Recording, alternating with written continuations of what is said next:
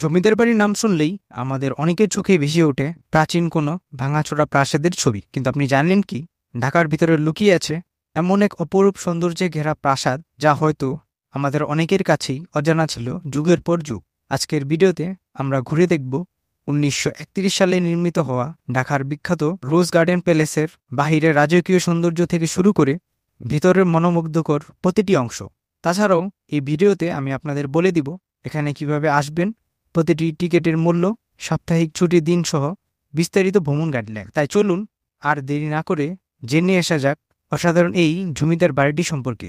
সবাইকে স্বাগতম করছি আজকের ভিডিওতে। আমি এখন দাঁড়িয়ে আছি রোজ গার্ডেন প্যালেসের একদম মেইন গেটের ফটকে, আর আমার পিছনেই দেখতে পাচ্ছেন সেই প্রাসাদটি। একটু পরেই প্রাসাদে প্রবেশ করব, তো তার জন্য আগে কাউন্টার থেকে টিকিট কেটে নিতে হবে। এখানে জনপ্রতি টিকিটের মূল্য মাত্র 30 টাকা, আর স্টুডেন্টদের জন্য 10 টাকা। তবে অবশ্যই স্টুডেন্ট কার্ড দেখাতে হবে। টিকিট কাটা শেষ, এখন ভিতরে প্রবেশ করার পালা। এটি রবিবার সাপ্তাহিক বন্ধ থাকে, আর সোমবার অর্ধদিবস খোলা থাকে। এছাড়া প্রতিদিন সকাল 10টা থেকে বিকাল 6টা পর্যন্ত রোজ গার্ডেন খোলা থাকে। একটু পরে আমি আপনাদের বলে দিব এখানে কিভাবে আসবেন।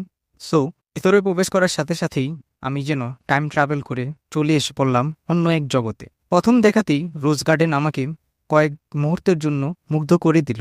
এই শত বছরের প্রাচীন প্রাসাদে পা রাখলে বোঝার কোনো উপায় নেই যে শত বছরের ধ্বংসযোগ্য, কারণ সংস্কারের ছোঁয়ায় এ শত বছরের জৌলস যেন আবার উজ্জ্বল হয়ে উঠেছে। এখানে শত বছরের ধ্বংসের কোনো ছাপ নেই, বরং আছে শত বছরের অভিজাত্যের পরশ। যেন শত বছরের অভিজাত্যের ইতিহাস একসাথে হয়ে দাঁড়িয়ে আছে আমার সামনে।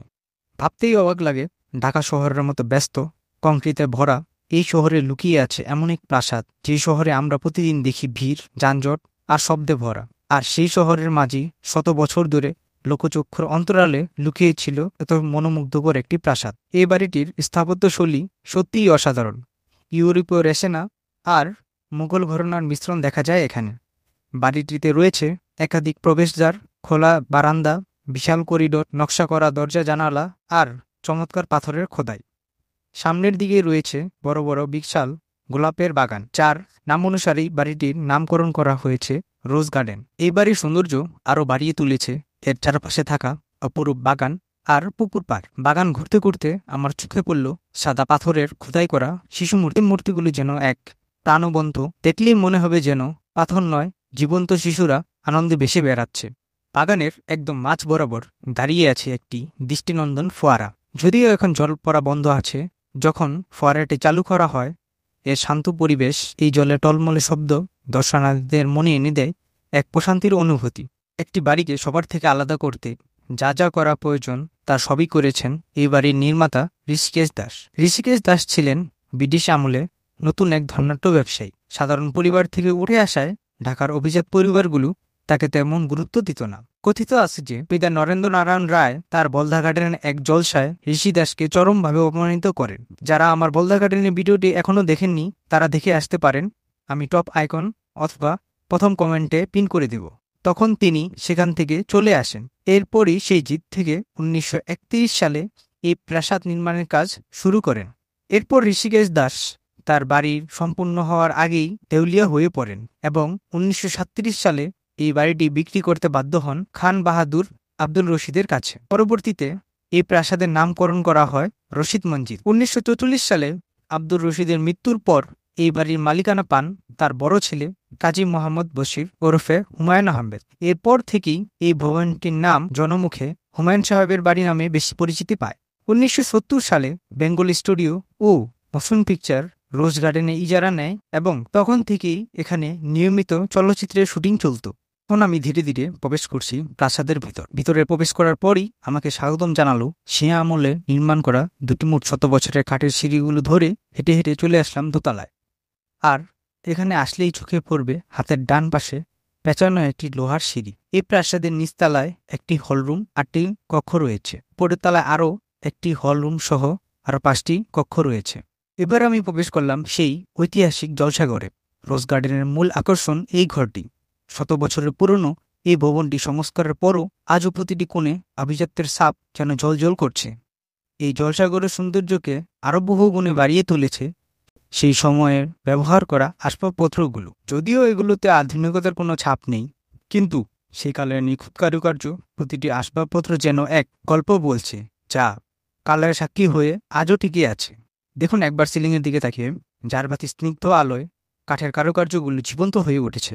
মনে হয় যেন এই আলো কত শত জলসা, কত শত গল্প রচিত হয়েছে। সেই সময় শিল্পীরা কত যত্নে, কতটা ভালোবাসায় এই কাজগুলো করেছে তা আজও স্পষ্ট বোঝা যায়। জলসাঘর বাদেও এখানে রয়েছে আরও 3টি ঘর। এই যে ঘরটি কথিত আছে, এই ঘরটি ছিল ঋষিকেশ দেশের স্ত্রী। ঘরটি আকারে ছোট হলেও এই শান্ত ও নীরব একটা পরিবেশ। এই ছোট্ট জানালাতে হয়তো ঘন্টার পর ঘন্টা তিনি দাঁড়িয়ে থেকে পাশের গোলাপ বাগানের দিকে তাকিয়ে থাকতেন। পাশের ঘরটি রাখা হয়েছে সে আমলের কিছু আসবাবপত্র, তাদের মলিনতাতে যেন একটা যদিত্ব অতীত লুকিয়ে আছে। আর সামনে রয়েছে আরেকটি রুম, এখানে শুধু একটি খাটই রয়েছে, হয়তো এখানে অতিথি এলে তাদের বিশ্রামের জন্য ব্যবহার করা হতো। আর এই সরলতাই যেন সেই সময় অনাড়ম্বর জীবনের এক প্রতিচ্ছবি। তবে আমার সবচেয়ে বেশি নজর কেড়েছে প্রতিটি জানালার উপরে কারুকার্য করা কাঠের ফ্রেমগুলোতে। সাধারণত একটা জানালার চারপাশেও যে শিল্পীর ছোঁয়া এত অসাধারণ হয়ে উঠতে পারে তা নিজের চোখে না দেখলে বিশ্বাস করা কঠিন। এই বাড়ির প্রতিটি ডিটেলস যেন একটি মূল্যবান রত্ন, যা যুগের পরে যুগ ধরে আজও উজ্জ্বলতা ধরে রেখেছে। এরপর চলে আসলাম ঠিক পেছনটাতে। এই প্রাসাদটি তৈরি হয়েছিল 22 বিঘা জমির উপরে। মূল ভবনটি প্রায় 7000 বর্গফুট জায়গা জুড়ে তৈরি, আর এর উচ্চতা প্রায় 45 ফুট। এই পুরো কাঠামোটি দাঁড়িয়ে আছে 6টি বিশাল থামের উপর, যা একে এনে দিয়েছে এক রাজকীয় ধীরতা। প্রতিটি থামি যে সূক্ষ্ম কারুকাজ করা হয়েছে তা দেখলে অবাক হতেই হয়। লতাপাতার নকশাগুলো যেন আজও সতেজ। এগুলো শুধু থাম নয়, বরং এই বাড়ির শিল্পের স্বাক্ষর বহন করছে। এই প্রাসাদের পিছনের অংশটিতে মূলত কারিয়গ্রন্থি ও গ্রিক স্থাপত্যশৈলী ব্যবহার করা হয়েছে। এর প্রতিটি কোণ এবং প্রতিটি বাঁকে সেই প্রাচীন গ্রিসের স্থাপত্যের ছাপ দেখতে পাওয়া যায়। সামনের দিকের মতো পিছনেও রয়েছে সুবিশাল বারান্দা। হয়তো এক সময় এখানে বসে জমিদার এবং তার পরিবার সদস্যরা পিছনের বাগানের সৌন্দর্য উপভোগ করতেন, আর সেই শান্ত পরিবেশে বসে নিজেদের গুরুত্বপূর্ণ কাজগুলো করতেন। এই স্থাপত্যশৈলী প্রমাণ করে সেই সময় জমিদাররা শুধু জমিদারি নয়, বরং নিজেদের ব্যক্তিগত জীবনের প্রতিটি অংশেও সৌন্দর্য আর আভিজাত্যকে ধরে রাখতে চাইতেন। এখন আমি আপনাদের বলে দিচ্ছি এই প্রাসাদটিতে কিভাবে আসবেন। আপনি ঢাকার যে কোনো প্রান্ত থেকে চলে আসবেন সায়দাবাদ অথবা গোলাপবাগ মাঠের অপোজিটে। সেখান থেকে রিক্সাওয়ালাকে বললেই হবে টিকাতুলি KM দাস ল্যান্ড রোড, রোজ গার্ডেন যাব, অথবা হুমায়ুন সাহেবের বাড়ির গেটে যাব। তাছাড়া আপনারা মেট্রো রেল দিয়েও এখানে আসতে পারেন। তার জন্য প্রথমে নেমে যাবেন মতিঝিল মেট্রো রেল স্টেশনে। রিক্সা বা সিএনজিওয়ালাকে সেম অ্যাড্রেস বললেই এখানে চলে আসতে পারবেন। এই প্রাসাদটিকে 1989 সালে প্রত্নতাত্ত্বিক অধিদপ্তর সংরক্ষিত ঘোষণা করে। পরে আইনি জটিলতার পর মালিকানা ফেরত আসে কাজী আব্দুর রশিদের পরিবারের কাছে। অবশেষে 2018 সালে বাংলাদেশ সরকার 331,70,02,900 টাকায় রোজ গার্ডেন প্যালেসটি ক্রয় করে এবং বর্তমানে এটি সরকারের মালিকানায় রয়েছে।